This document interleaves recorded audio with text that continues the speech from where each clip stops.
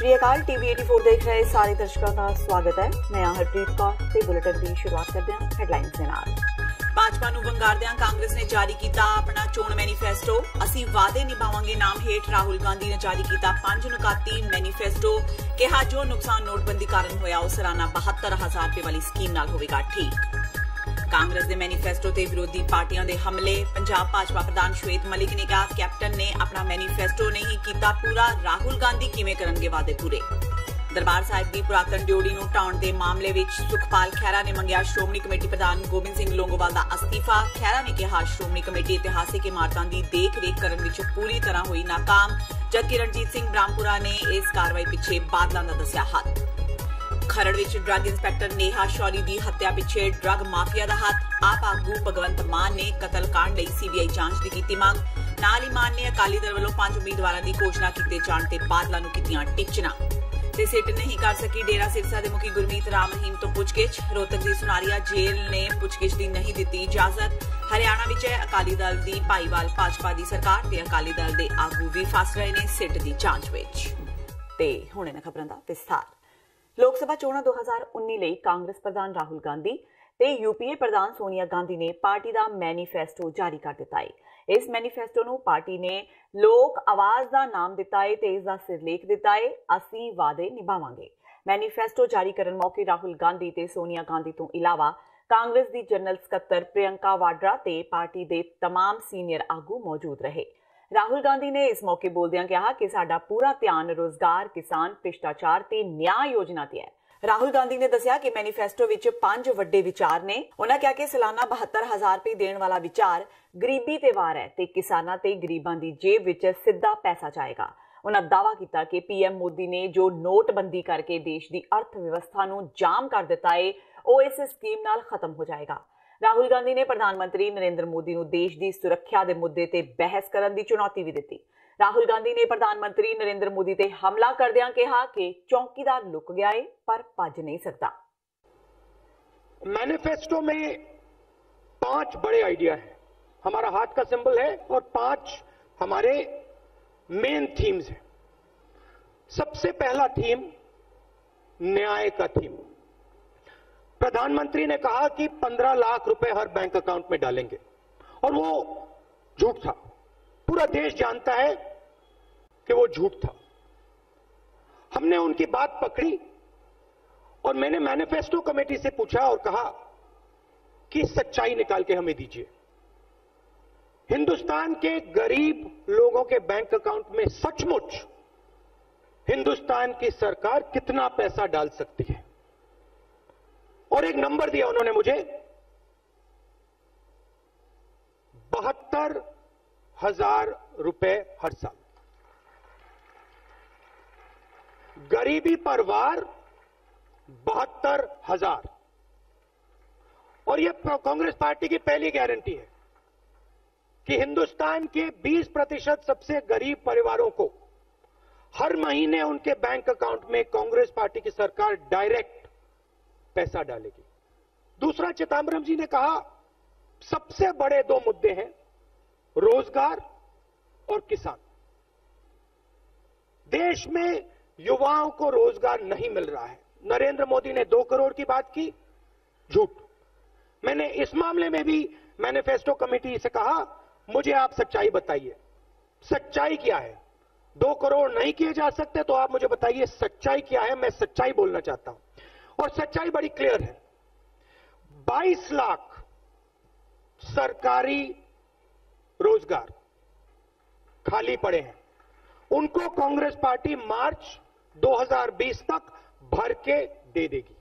प्रधानमंत्री ने मनरेगा के बारे में बोला बोगस स्कीम है, बेकार स्कीम है, मजाक उड़ाया। आज पूरा देश जानता है कि मनरेगा ने हिंदुस्तान की कितनी मदद की थी।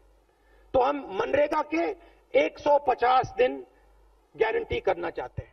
कांग्रेस दे चोण मैनीफेस्टो नूं पंजाब भाजपा प्रधान श्वेत मलिक ने झूठ ते लारियां दा पुलंदा करार दिता है ते पंजाब दी कैप्टन सरकार नूं भी लपेटे विच लिया। श्वेत मलिक ने डॉक्टर मनमोहन सिंह नूं सवाल करदियां कहा कि 2 साल पहला कैप्टन दे चोण मैनीफेस्टो की हामी भरन वाले डॉक्टर मनमोहन सिंह पहला यह दसन कि पिछले चोण वादियां दा की बनिया।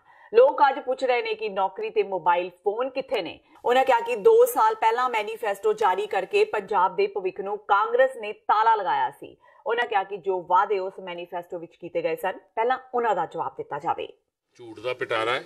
ऐसा ही एक झूठा चोन घोषणा पत्र कैप्टन अमरिंदर सिंह जी ने पवित्र गुटका साहब हाथ च लैके 2 साल पहले मनमोहन सिंह जी की प्रेजेंस जो उन्होंने गवाही पवा के वो कीता सी, अज वो सारा झूठा साबित होया है। अज देश का पंजाब का यूथ जिहड़ा है वो कैप्टन तो पुछ रहा कित्थे ने कैप्टन 32 लाख नौकरियां, 2500 रुपए का बेरोजगारी भत्ता साढ़े घर पहुँचना सी, वो कदों पहुँचेगा। अज विद्यार्थी पुछ रहे हैं कैप्टन साढ़े घर जिहड़े मोबाइल झूठ का वादा झूठा वादा किया सी कदों आएंगे, 50 लाख मोबाइल आने सीगे। अज किसान पुछ रहे हैं कैप्टन तो 90,000 करोड़ का झूठा वादा कदों पूरा होएगा जिहड़ा साडा कर्जा माफ होना सी। अज बजुर्ग पुछ रहे हैं कैप्टन 500 तो 2500 साड़ी बुढ़ापा पेंशन करनी सी, 500 भी बंद करती। अज शगन स्कीम बंद, अज विधवा पेंशन बंद, अज डिस्पेंसरियां बंद, स्कूल बंद, कॉलेज बंद। उस तो बाद आटा दाल स्कीम असी चीनी ते नाल तेल भी देंगे, आटा दाल भी बंद करता। अज जिहड़ा बच्चियां नूं मुफ्त किताबां देंदे सी वो भी बंद, मुफ्त वर्दियां देंदे सी बंद, मुफ्त साइकिल देंदे सी बंद। अज जिहड़ी ट्रेनां सी चलाईयां सीगियां धार्मिक स्थानां दे उत्ते वो ट्रेनां बंद। अज जिहड़ा SC स्कॉलरशिप सी बंद, BC स्कॉलरशिप बंद। कैप्टन ते एक ताला बन के पंजाब दे भविख दे उत्ते लग गया और कांग्रेस एक ग्रहण बन के पंजाब दे भविख दे उत्ते छा गई है, जिहदा जवाब लोक सभा चुनाव दे विच 13 दी 13 सीटां श्रोमणी अकाली दल ते भाजपा दे कैंਡੀਡੇਟਾਂ ਨੂੰ जिता के जनता देगी। दरबार साहिब दी पुरातन ड्योड़ी नूं देखण मंगलवार नूं पंजाब एकता पार्टी दे मुखी ते विधायक सुखपाल सिंह खैरा तरनताਰਨ पहुंचे। खैरा ने इस कार्रवाई नूं विरासत ते हमला करार दिंदिआं कहा कि गुरु घर दीआं इमारतां दे निर्माण दा जिम्मा बाहर देना बंद होवे, जबकि ड्योड़ी नूं ढाहे जाण दी कीती गई कार्रवाई कारण श्रोमणी कमेटी प्रधान अपना अस्तीफा देण ते अकाली दल दे प्रधान सुखबीर सिंह बादल जनतक तौर ते माफी मंगे।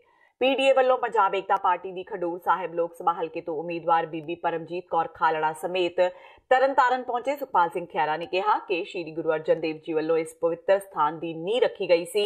सिख राज समय कंवर नौनिहाल सिंह ने इस दर्शनी ड्योड़ी का निर्माण करवाया सी। एक खालसा राज समय की भवन निर्माण की एक मिसाल साडे कोल मौजूद है, पर श्रोमणी कमेटी ने एक मता पा के कार सेवा राही इस ड्योड़ी नूं ढाउण दा फरमान दिता, जिस नूं लैके गुरु नानक नाम लेवा संगत विच भारी रोस है। खैरा ने कहा कि श्रोमणी कमेटी कोल 1200 करोड़ का बजट है ते कमेटी नूं चाहीदा है कि वह गुरु धामां दी संभाल, मुरम्मत जां उसारी दा जिम्मा आप लवे, ना कि ये सेवा बाहर किसी डेरे नूं दित्ती जावे। ਇਹ ਦਰਸ਼ਨੀ ਡਿਊੜੀ ਜਿਹੜੀ ਆ ਅੱਜ ਤੋਂ ਆਲਮੋਸਟ 250 ਸਾਲ ਪੁਰਾਣੀ ਬਹੁਤ ਖੂਬਸੂਰਤ ਬਹੁਤ ਪੁਰਾਣੇ ਆਰਕੀਟੈਕਚਰ ਦਾ ਹਿੱਸਾ ਸੀਗੀ। ਇਹ ਸਾਡਾ ਵਿਰਸਾ ਹਨ।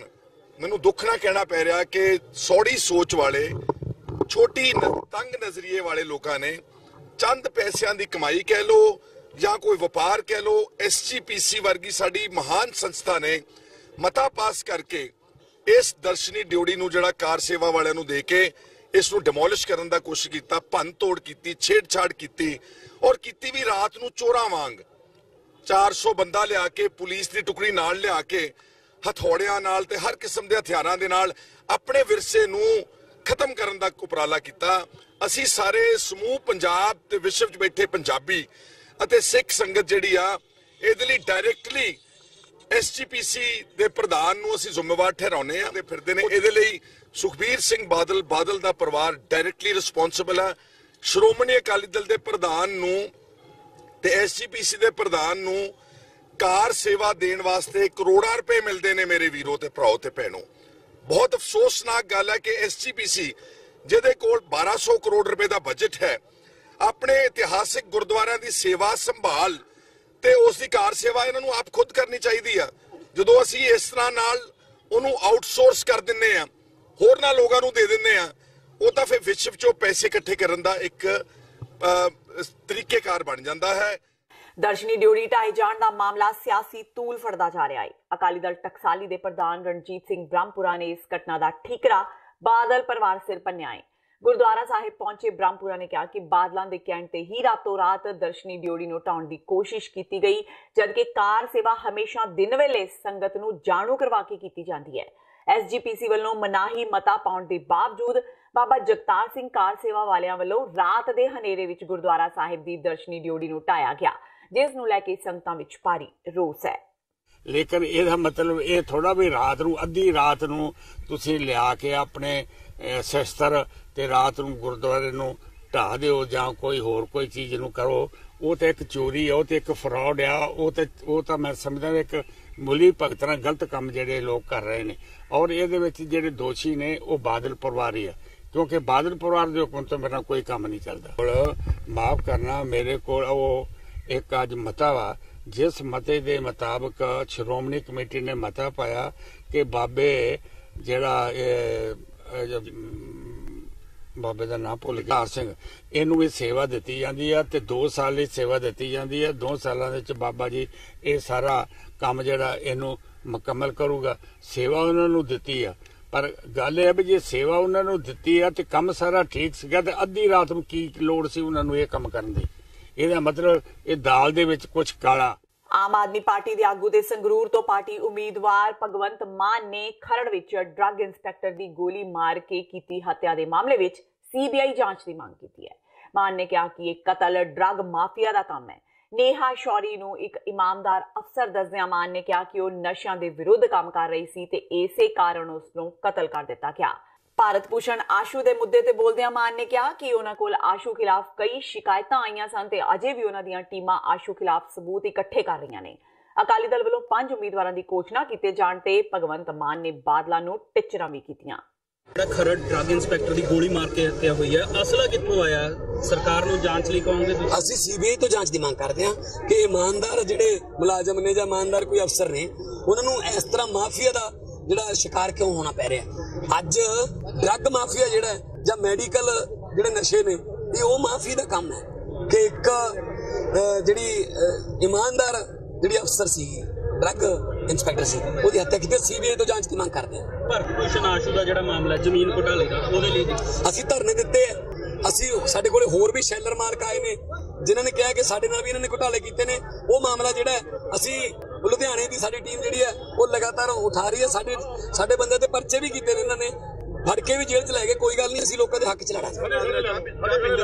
ਜਿਹੜੇ ਉਮੀਦਵਾਰ 5 ਐਲਾਨੇ ਜੀ 5 ਲੱਭ ਕੇ ਮੈਂ ਵਧਾਈ ਦਿੰਦਾ ਉਹਨਾਂ ਨੂੰ, ਬਾਕੀ 8 ਭਾਲ ਲੈਣ। ਵੈਸੇ ਉਹਨਾਂ ਨੂੰ 13 ਪੂਰੇ ਹੁੰਦੇ ਲੱਗਦੇ ਨਹੀਂ ਇਸ ਵਾਰ। ਆਪਣੀ ਬੇਬਾਕ ਸ਼ੈਲੀ ਲਈ ਅਕਸਰ ਵਿਵਾਦਾਂ ਵਿੱਚ ਰਹਿਣ ਵਾਲੇ ਪੰਜਾਬ ਦੇ ਕੈਬਨਿਟ ਮੰਤਰੀ ਨਵਜੋਤ ਸਿੰਘ ਸਿੱਧੂ ਇੱਕ ਵਾਰ ਫੇਰ ਸੁਰਖੀਆਂ ਵਿੱਚ ਨੇ। ਇੱਕ ਚੋਣ ਸਭਾ ਨੂੰ ਸੰਬੋਧਨ ਕਰਦਿਆਂ ਪ੍ਰਧਾਨ ਮੰਤਰੀ ਨਰਿੰਦਰ ਮੋਦੀ ਤੇ ਉੱਤਰ ਪ੍ਰਦੇਸ਼ ਦੇ ਮੁੱਖ ਮੰਤਰੀ ਯੋਗੀ ਆਦਿੱਤਿਆਨਾਥ ਤੇ ਹਮਲਾ ਕਰਦਿਆਂ ਸਿੱਧੂ ਨੇ ਬਿਨਾਂ ਕਿਸੇ ਲਿਹਾਜ਼ ਤੋਂ ਉਹਨਾਂ ਉੱਪਰ ਸ਼ਬਦੀ ਹਮਲੇ ਕੀਤੇ। ਦੇਸ਼ ਦੇ ਇੱਕ ਰਾਸ਼ਟਰੀ ਨਿਊਜ਼ ਚੈਨਲ ਨੇ ਇਸ ਵੀਡੀਓ ਨੂੰ ਟਵਿੱਟਰ ਤੇ ਜਾਰੀ ਕੀਤਾ ਹੈ। ਵੀਡੀਓ ਟਵਿੱਟਰ ਤੇ ਜਾਰੀ ਹੋਣ ਤੋਂ ਬਾਅਦ ਭਾਜਪਾ ਸਮਰਥਕਾਂ ਨੇ ਸਿੱਧੂ ਨੂੰ ਲੰਮੇ ਹੱਥੀ ਲਿਆਏ। ਹਾਲਾਂਕਿ ਇਹ ਪਤਾ ਨਹੀਂ ਲੱਗ ਸਕਿਆ ਕਿ ਵੀਡੀਓ ਕਦੋਂ ਦੀ ਹੈ ਤੇ ਕਿੱਥੇ ਦੀ ਹੈ। योगी को भेजा,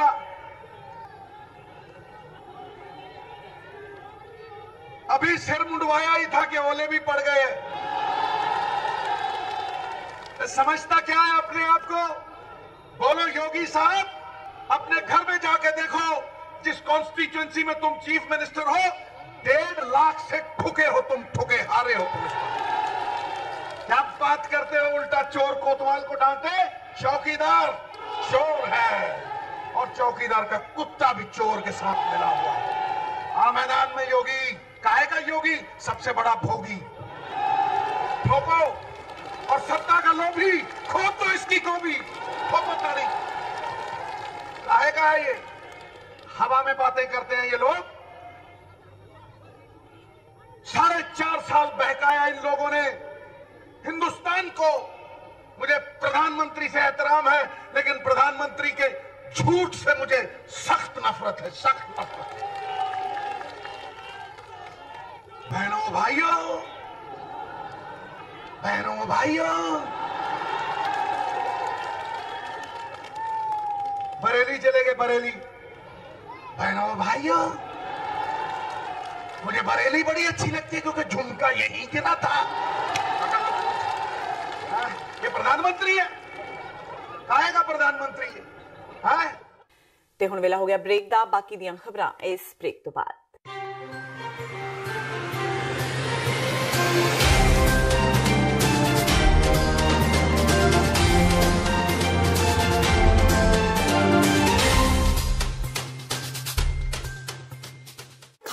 ਸਾਜਨਾ ਦਿਵਸ ਨੂੰ ਦੇਸ਼ ਵਿਦੇਸ਼ ਵਿੱਚ ਨੈਸ਼ਨਲ ਸਿੱਖ ਡੇ ਵਜੋਂ ਸਥਾਪਿਤ ਕਰਨ ਲਈ ਸ਼੍ਰੀ ਗੁਰੂ ਗ੍ਰੰਥ ਸਾਹਿਬ ਜੀ ਦੀ ਰਹਿਨੁਮਾਈ ਹੇਠ 6 ਅਪ੍ਰੈਲ 2019 ਦਿਨ ਸ਼ਨੀਚਰਵਾਰ ਨੂੰ ਕੈਪੀਟਲ ਹਿੱਲ ਵਾਸ਼ਿੰਗਟਨ DC ਵਿਖੇ ਸਵੇਰੇ 11 ਵਜੇ ਸਿੱਖ ਡੇ ਪਰੇਡ ਦਾ ਆਯੋਜਨ ਕੀਤਾ ਜਾ ਰਿਹਾ ਹੈ। ਸਿੱਖ ਕੋਆਰਡੀਨੇਸ਼ਨ ਕਮੇਟੀ ਈਸਟ ਕੋਸਟ ਵੱਲੋਂ ਆਪ ਸਭ ਨੂੰ ਪਰਿਵਾਰਾਂ ਸਮੇਤ ਇਸ ਪਰੇਡ ਵਿੱਚ ਸ਼ਾਮਲ ਹੋਣ ਲਈ ਬੇਨਤੀ ਕੀਤੀ ਜਾਂਦੀ ਹੈ। ਵਧੇਰੇ ਜਾਣਕਾਰੀ ਲਈ ਆਪ ਹੇਠ ਦਿੱਤੇ ਨੰਬਰਾਂ ਤੇ ਸੰਪਰਕ ਕਰ ਸਕਦੇ ਹੋ।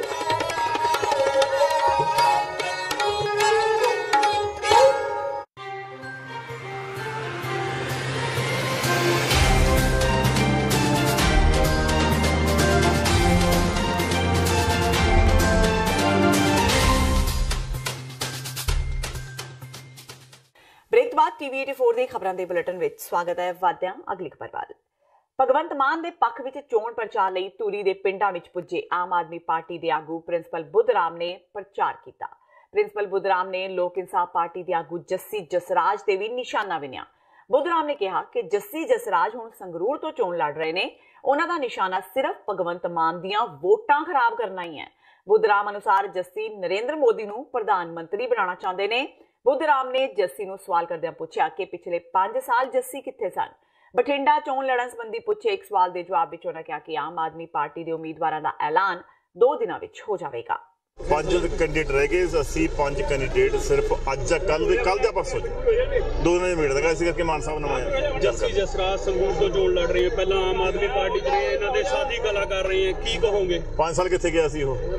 5 ਸਾਲ ਉਹ ਦਿਖਿਆ ਨਹੀਂ ਉਰੇ, ਪਹਿਲਾਂ ਬਾਹਰ ਰਿਹਾ, ਅੱਜ ਸਿਰਫ ਭਗਵੰਤ ਮਾਨ ਨੂੰ ਘੇਰਨ ਵਾਸਤੇ ਇੱਥੇ ਆਇਆ। ਉਹ ਕਿਹਨੂੰ ਜਿਤਾਊਗਾ, ਕਿਹਦੀ ਸੇਵਾ ਕਰ ਰਿਹਾ?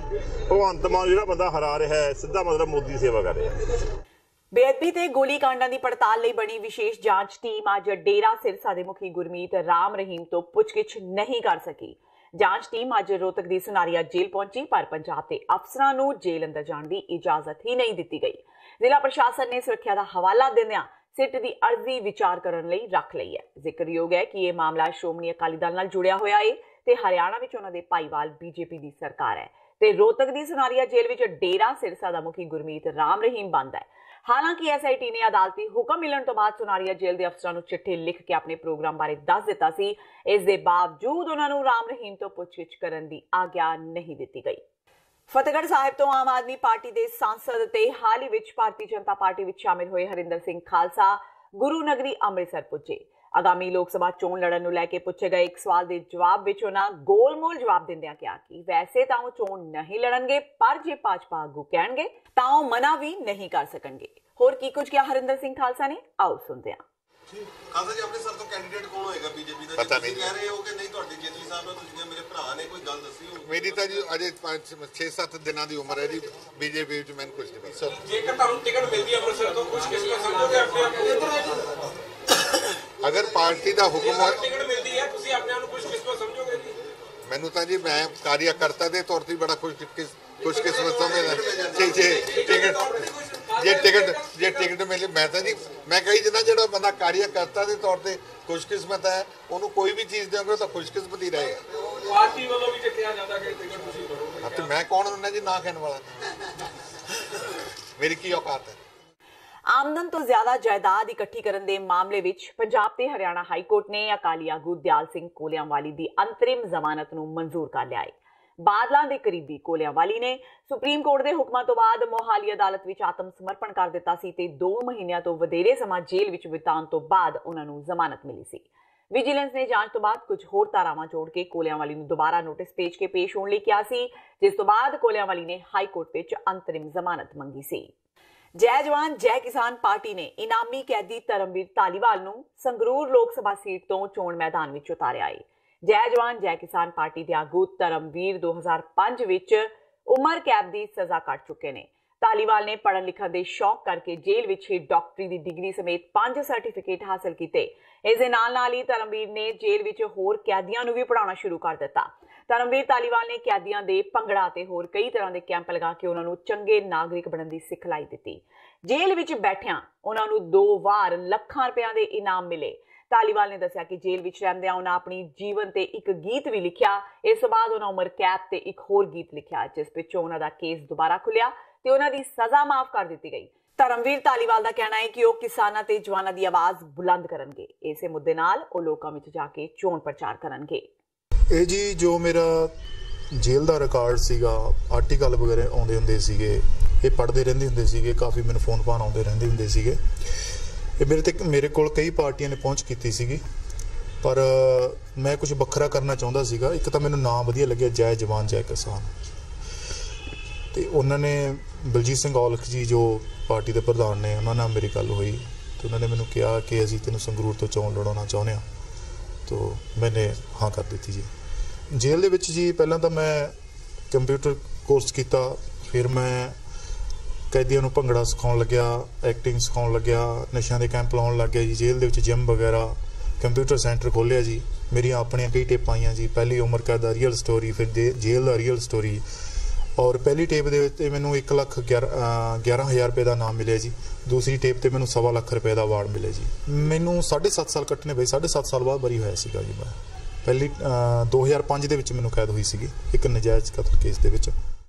ਅੱਜ ਅੰਮ੍ਰਿਤਸਰ ਵਿੱਚ ਇੱਕ ਸੈਮੀਨਾਰ ਦੌਰਾਨ ਕਿਸਾਨਾਂ ਨੇ ਡੇਰਾ ਰਾਧਾ ਸਵਾਮੀ ਬਿਆਸ ਦੇ ਮੁਖੀ ਤੇ ਇਲਜ਼ਾਮ ਲਗਾਏ ਨੇ ਕਿ ਡੇਰਾ ਬਿਆਸ ਉਹਨਾਂ ਦੀ ਜ਼ਮੀਨ ਨੂੰ ਜਬਰਨ ਹੜਪ ਰਿਹਾ ਹੈ। ਭਾਈ ਬਲਦੇਵ ਸਿੰਘ ਸਿਰਸਾ ਸੈਮੀਨਾਰ ਵਿੱਚ ਉਚੇਚੇ ਤੌਰ ਤੇ ਪੁੱਜੇ। ਸਿਰਸਾ ਨੇ ਡੇਰਾ ਮੁਖੀ ਸਮੇਤ ਸਰਕਾਰ ਤੇ ਵੀ ਤਿੱਖੇ ਹਮਲੇ ਕੀਤੇ। ਇਸ ਮੌਕੇ ਪੁੱਜੇ ਕਿਸਾਨਾਂ ਨੇ ਵੀ ਆਪਣੀ ਹੱਡਬੀਤੀ ਸੁਣਾਈ। ਅੱਜ ਅਸੀਂ ਇਹ ਮੀਟਿੰਗ ਦੇ ਵਿੱਚ ਦੱਸਿਆ ਹੈ ਕਿ ਡੇਰਾ ਰਾਧਾ ਸਵਾਮੀ ਬਿਆਸ ਵੱਲੋਂ ਜਿਹੜੀ ਆ ਉਹ 20-22 ਪਿੰਡਾਂ ਦੀ ਹਜ਼ਾਰਾਂ ਏਕੜ ਜ਼ਮੀਨ ਜਿਹੜੀ ਆ ਉਹ ਕਿਸ ਤਰ੍ਹਾਂ ਇਹਨਾਂ ਨੇ ਦਰਿਆ ਦਾ ਜਿਹੜਾ ਉਹ ਕੁਦਰਤੀ ਵਹਾਅ ਜਿਹੜਾ ਉਹਨੂੰ ਬਦਲ ਕੇ, ਉਹਦੀ ਡਾਇਰੈਕਸ਼ਨ ਬਦਲ ਕੇ ਤੇ ਜਿਹੜੀ ਆ ਉਹ ਜ਼ਮੀਨ ਹੜੱਪੀ ਆ।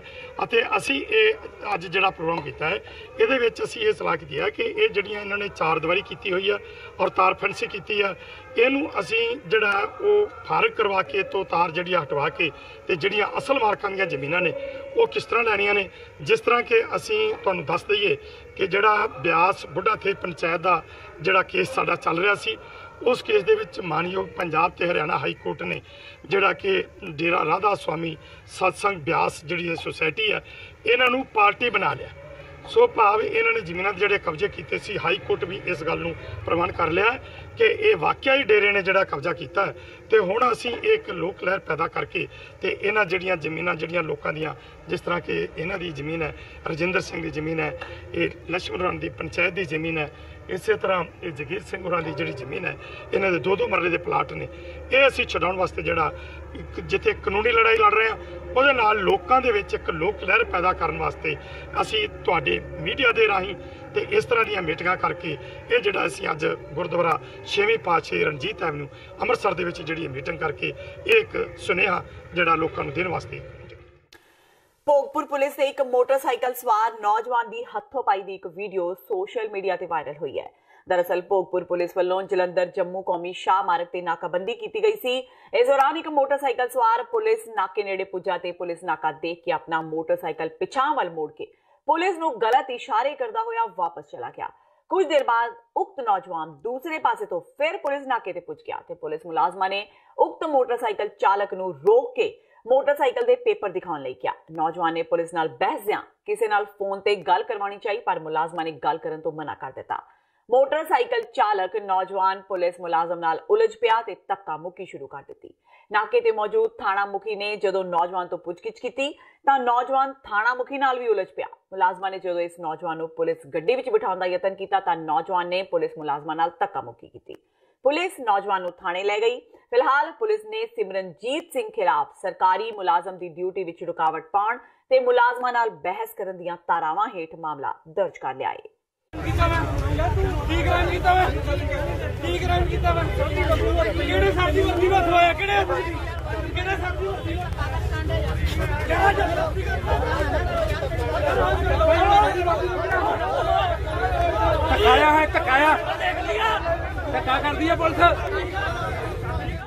ਤੇ ਇਹ ਸਨ ਹੁਣ ਤੱਕ ਦੀਆਂ ਖਬਰਾਂ। ਜਾਂਦੇ ਇੱਕ ਵਾਰ ਫੇਰ ਨਜ਼ਰ ਮਾਰਦੇ ਹਾਂ ਮੁੱਖ ਖਬਰਾਂ ਤੇ। ਭਾਜਪਾ ਨੂੰ ਵੰਗਾਰਦਿਆਂ ਕਾਂਗਰਸ ਨੇ ਜਾਰੀ ਕੀਤਾ ਆਪਣਾ ਚੋਣ ਮੈਨੀਫੈਸਟੋ। ਅਸੀਂ ਵਾਅਦੇ ਨਿਭਾਵਾਂਗੇ ਨਾਮ ਹੇਠ ਰਾਹੁਲ ਗਾਂਧੀ ਨੇ ਜਾਰੀ ਕੀਤਾ 5 ਨੁਕਾਤੀ ਮੈਨੀਫੈਸਟੋ। ਕਿਹਾ ਜੋ ਨੁਕਸਾਨ ਨੋਟਬੰਦੀ ਕਾਰਨ ਹੋਇਆ ਉਹ ਸਾਲਾਨਾ 72,000 ਰੁਪਏ ਵਾਲੀ ਸਕੀਮ ਨਾਲ ਹੋਵੇਗਾ ਠੀਕ। ਕਾਂਗਰਸ ਦੇ ਮੈਨੀਫੈਸਟੋ ਤੇ ਵਿਰੋਧੀ ਪਾਰਟੀਆਂ ਦੇ ਹਮਲੇ। ਪੰਜਾਬ ਭਾਜਪਾ ਪ੍ਰਧਾਨ ਸ਼ਵੇਤ ਮਲਿਕ ਨੇ ਕਿਹਾ ਕੈਪਟਨ ਨੇ ਆਪਣਾ ਮੈਨੀਫੈਸਟੋ ਨਹੀਂ ਕੀਤਾ ਪੂਰਾ, ਰਾਹੁਲ ਗਾਂਧੀ ਕਿਵੇਂ ਕਰਨਗੇ ਵਾਅਦੇ ਪੂਰੇ। ਦਰਬਾਰ ਸਾਹਿਬ ਦੀ ਪੁਰਾਤਨ ਡਿਓੜੀ ਨੂੰ ਢਾਉਣ ਦੇ ਮਾਮਲੇ ਵਿੱਚ ਸੁਖਪਾਲ ਖਹਿਰਾ ਨੇ ਮੰਗਿਆ ਸ਼੍ਰੋਮਣੀ ਕਮੇਟੀ ਪ੍ਰਧਾਨ ਗੋਬਿੰਦ ਸਿੰਘ ਲੋਂਗੋਵਾਲ ਦਾ ਅਸਤੀਫਾ। ਖਹਿਰਾ ਨੇ ਕਿਹਾ ਸ਼੍ਰੋਮਣੀ ਕਮੇਟੀ ਇਤਿਹਾਸਿਕ ਇਮਾਰਤਾਂ ਦੀ ਦੇਖ-ਰੇਖ ਕਰਨ ਵਿੱਚ ਪੂਰੀ ਤਰ੍ਹਾਂ ਹੋਈ ਨਾਕਾਮ, ਜਦਕਿ ਰਣਜੀਤ ਸਿੰਘ ਬ੍ਰਹਮਪੁਰਾ ਨੇ ਇਸ ਕਾਰਵਾਈ ਪਿੱਛੇ ਬਾਦਲਾਂ ਦਾ ਦੱਸਿਆ ਹੱਥ। ਖਰੜ ਵਿੱਚ ਡਰੱਗ ਇੰਸਪੈਕਟਰ ਨੇਹਾ ਸ਼ੌਰੀ ਦੀ ਹੱਤਿਆ ਪਿੱਛੇ ਡਰੱਗ ਮਾਫੀਆ ਦਾ ਹੱਥ। ਆਪ ਆਗੂ ਭਗਵੰਤ ਮਾਨ ਨੇ ਕਤਲकांड ਲਈ ਸੀਬੀਆਈ ਜਾਂਚ ਦੀ ਕੀਤੀ ਮੰਗ। ਨਾਲ ਹੀ ਮਾਨ ਨੇ ਅਕਾਲੀ ਦਲ ਵੱਲੋਂ 5 ਉਮੀਦਵਾਰਾਂ ਦੀ ਘੋਸ਼ਣਾ ਕੀਤੇ ਜਾਣ ਤੇ ਬਾਦਲਾਂ ਨੂੰ ਕੀਤੀਆਂ ਟਿੱਚਰਾਂ। ਤੇ ਸਿੱਟ ਨਹੀਂ ਕਰ ਸਕੀ ਡੇਰਾ ਸਿਰਸਾ ਦੇ ਮੁਖੀ ਗੁਰਮੀਤ ਰਾਮ ਰਹੀਮ ਤੋਂ ਪੁੱਛਗਿੱਛ। ਰੋਹਤਕ ਦੀ ਸੁਨਾਰੀਆ ਜੇਲ੍ਹ ਨੇ ਪੁੱਛਗਿੱਛ ਦੀ ਨਹੀਂ ਦਿੱਤੀ ਇਜਾਜ਼ਤ। ਹਰਿਆਣਾ ਵਿੱਚ ਅਕਾਲੀ ਦਲ ਦੀ ਭਾਈਵਾਲ ਭਾਜਪਾ ਦੀ ਸਰਕਾਰ ਤੇ ਅਕਾਲੀ ਦਲ ਦੇ ਆਗੂ ਵੀ ਫਸ ਰਹੇ ਨੇ ਸਿੱਟ ਦੀ ਜਾਂਚ ਵਿੱਚ। ਇਸ ਦੇ ਨਾਲ ਹੀ TV 84 ਦਾ ਖਬਰਾਂ ਦਾ ਬੁਲੇਟਿਨ ਖਤਮ ਹੁੰਦਾ ਹੈ। ਮੈਨੂੰ ਹਰਪ੍ਰੀਤ ਕੌਰ ਨੂੰ ਦਿਓ ਇਜਾਜ਼ਤ। ਸਤਿ ਸ਼੍ਰੀ ਅਕਾਲ।